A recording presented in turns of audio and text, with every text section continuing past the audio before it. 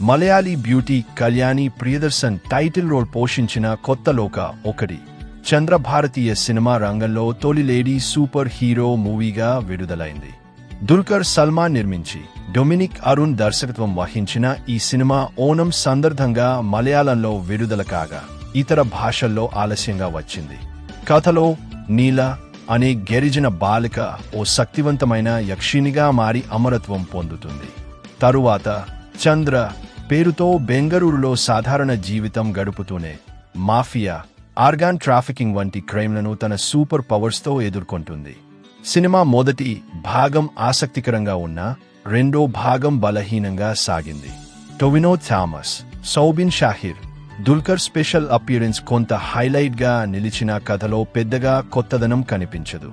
అయితే Kalyani action, Jannik Ben ఫైట్లు, Jakes Bejoy BGM ఆకట్టుకున్నాయి.